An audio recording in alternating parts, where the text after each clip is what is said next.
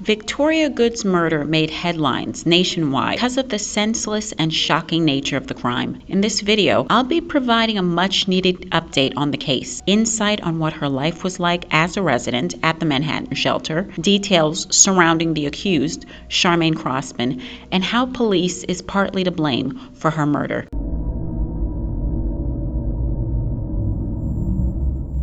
This video is heavy on personal anecdotes as well as social commentary. If that's not your jam, check out one of my other videos. Here we go. Victoria Jade Goode had aspirations of becoming a fashion designer when she was growing up in Oklahoma. In fact, when she was in middle school, she once made a backpack out of a Captain Crunch cereal box. Her peers all thought that it was so cool. Vicky, as she was known among her family and friends, would later accept a position as a visual merchandiser at the trendy but inexpensive Forever 21. It was her introduction into the world of fashion, and she loved every single minute of it. But her brother James had other plans for his little sister. Before he had passed in 2015, James Jacob Goode revealed that Victoria should pursue a career in the very highly competitive modeling industry. And I can definitely see why he visualized that occupation for his sister.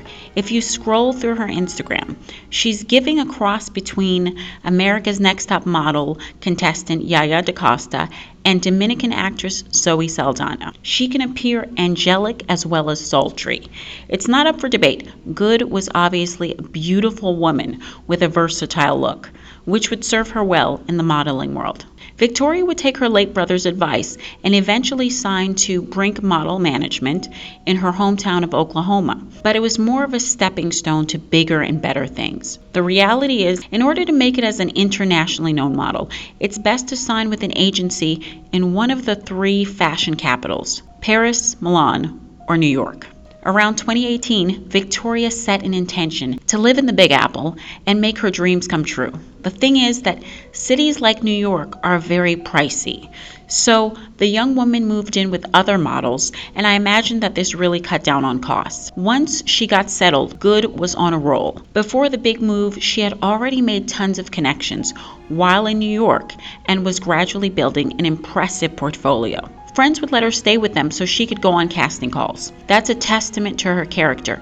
In an extremely cutthroat industry, Victoria was someone people wanted to see succeed. Over the years, she walked the runway during New York and Miami Fashion Week, but she still struggled to make ends meet. Goode wound up working at Delta Airlines to support her lifestyle. And I know that may seem a bit shocking to some of you who don't quite know much about the modeling industry, but the pay for newly discovered models is just incredibly low. It's a virtual fight for a big break. They face so much rejection, and every day there's a younger, shinier model looking to replace you. Now, her living arrangements seemed to become even rockier as time went on because she relocated several times throughout the years. At one point, Victoria lived in a townhouse in Bushwick. Then there was the modest family home in Jamaica, New York, and an apartment in Fort George, Manhattan. Her final stop would be a shelter nearby called Project Renewal New Providence Women's Shelter. It's the place that she would meet her roommate, Charmaine Crossman, a 42-year-old woman from Jamaica. Not much is known about Charmaine. I even took the time to do a people search on her using one of the most reliable background information check platforms, and there was nothing available. So I took to her social media just to get a sense of her personality, and she is weird. You know what? I'm actually going to take that back. I meant creepy. The first thing that stood out to me was the fact that she's alone in every one of her posts, and I'm not judging. I'm a loner myself. It just made me curious about the status of her relationships. Is she estranged from her family? How long has she been in the U.S.? Was she unable to build her own little community? The second thing that's hard to miss is her crystal clear need for male validation. Her post kind of looks like something out of a Backpage ad from the early 2000s. It's pretty cringy for a woman who's approaching middle age. Anyways, when she's not gyrating, she seems to be exposing the fact that she has an adversarial relationship with other women. One post reads, "I wasn't mad until I realized the new girlfriend has a bigger butt." In another post, she can be seen carrying an animated knife. The caption states the following: "When she found out that she is the side chick." Most telling would be her bio. Charmaine asserts that she likes to tell jokes because she's way too serious. Now, Now, the two women had only been roommates for nearly a month, and they didn't see eye to eye. Victoria was fearful of Charmaine because she would have conversations out loud with the devil and apparently a pumpkin, and that made Victoria feel unsafe. So she asked staff at Project Renewal to switch rooms, but they wouldn't grant her wish. And this is all too familiar for me. If Victoria was stuck in a room with someone who's more than likely mentally ill, Project Renewal had to have been a very low barrier shelter. I was once stuck in a room with a woman who wore an ankle monitor, and within 24 hours of her placement, another roommate's phone had gone missing. It's sort of a come one, come all kind of place, and that's ripe for disaster. Project Renewal has an outrageously low rating. Previous residents claimed that the place was unsanitary. Staff were unprofessional and gossip about clients. Honestly, all of this brings back unwanted memories for me. Although I've never been a resident at Project Renewal, thank God, if you've been to one poorly operated shelter, you've basically been to them all. It's like a preview into hell. I'm not exaggerating or being melodramatic or anything. It's like high school all over again. But this time around, you're dealing with people who have absolutely nothing to lose. So when an altercation led to murder on December 16th, 2022 at Project Renewal, most people were saddened by the news, but not surprised. It's understandable why there's so many people on the street, because you're in a facility like this, doors don't get locked, people roam the buildings all night long. You're not safe. I sleep with one eye open. Victoria had been smoking and listening to music in her room with a friend when Charmaine asked her to turn it down. Victoria would not oblige. Now, this all took place late in the evening, but not at 11 o'clock when most people in shelters, residential areas, or elsewhere are required to be quiet. Victoria just kept playing her music and enjoying herself. That is until Charmaine sprayed air freshener in her face. Goode retaliated by throwing a blanket at Charmaine, and they started fighting. Eventually, it spilled over into the hallway.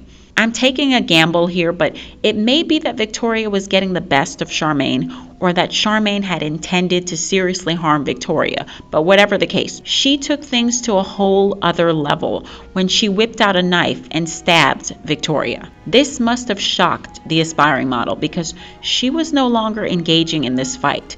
Instead, she ran for cover in the laundry room, and Charmaine followed, where she proceeded to stab the 27-year-old in the eye, chest, jugular vein, and the left arm. Now, when Victoria collapsed to the floor, Charmaine took off. She was captured on CCTV footage disposing of the weapon in a trash can. She would later be seen using public transportation. Police advised anyone with information to contact NYPD's Crime Stoppers hotline.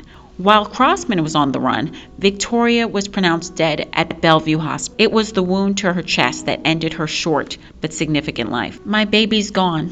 My only daughter." That's what Victoria's father, 65-year-old James Goode, said to the New York Post. She feared for her life before the attack, and that's what her mother told me. She complained to the shelter more than once, and she called the cops too. Now, the Goodes are a very tight-knit family, and so when Victoria expressed her concerns to relatives, they always made it clear that she was more than welcome to come home, but Victoria wouldn't take them up on their offer.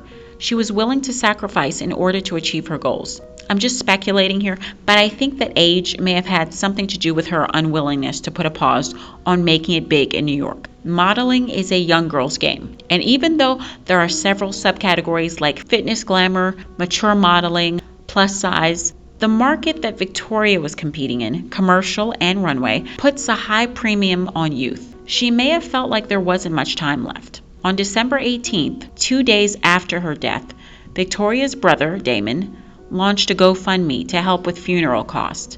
This really dampened the holidays for the Goode family.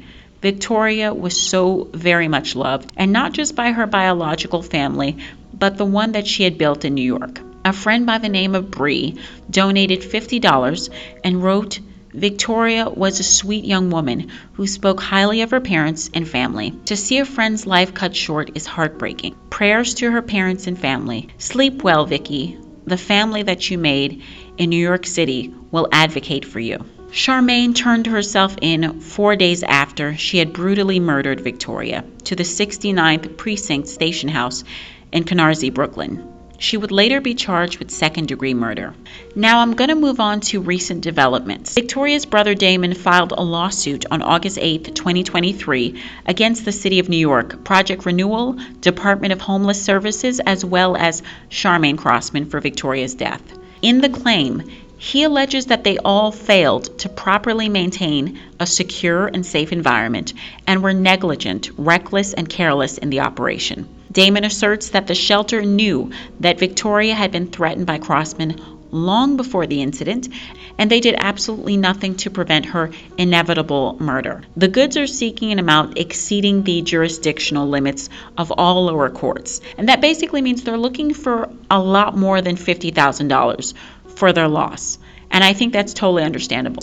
I took a look at the defendant's Project Renewal's answer with cross claims, and all throughout the documents they deny and just keep denying almost every single allegation, except for the indisputable fact that there was indeed an altercation that led to murder on their premises. Other than that, they don't believe that they're responsible for Victoria's murder. The defendants claim that any damages sustained by the plaintiff was caused by plaintiff having voluntarily and unreasonably assumed a known and dangerous risk, and or damages were caused by or aggravated by such conduct. It's a ridiculous defense. Final thoughts. The whole thing is devastating, but I'm glad that Victoria's family is seeking justice. Her murder was completely preventable. But as someone who lived in a shelter, I can tell you that it sometimes feels like your life just doesn't mean as much to people, even to those who are supposed to care. Once you're relegated to a lower status in society, even temporarily, people start moving a little funny. It's like your voice gets muffled. Luckily for Victoria, she has some very outspoken advocates.